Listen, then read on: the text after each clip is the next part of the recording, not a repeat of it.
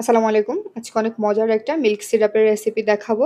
এখানে আমি 1/2 কাপ দুধ নিয়েছি। আগে থেকে দুধটাকে জাল করে ঠান্ডা করে নিয়েছি। তারপরে এখানে কিছুটা কনডেন্স মিল্ক দিলাম আর দিয়ে দিচ্ছি ২ চামচ গুঁড়া দুধ। এবার এটাকে খুব ভালো করে মিক্স করে নিব। এই মিল্ক সিরাপটা যে এত পরিমাণ মজা হয়, একবার হলেও এভাবে ট্রাই করবেন। আর এটা কেকে দিয়ে দেখবেন কেকটাকে অনেক গুণ টেস্ট বেটার করে দেয় এই মিল্ক সিরাপটা। আর ভিডিওতে নিশ্চয়ই দেখতে পাচ্ছেন আমি কিভাবে পাইপিং ব্যাগের মধ্যে ক্রিমটা ঢুকিয়ে নিচ্ছি। এভাবে নিয়ে নিলে অনেক ইজি হয়।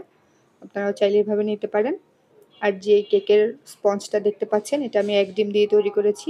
এটার রেসিপি খুব শীঘ্রই পেয়ে যাবেন। এটার রেসিপি পেতে প্লিজ আমার চ্যানেলটাকে সাবস্ক্রাইব বা ফলো দিয়ে রাখবেন। খুব শীঘ্রই এটার রেসিপি পেয়ে যাবেন। একটা ডিম দিয়ে অনেক পারফেক্ট একটা স্পঞ্জ কেক তৈরি করা যায়।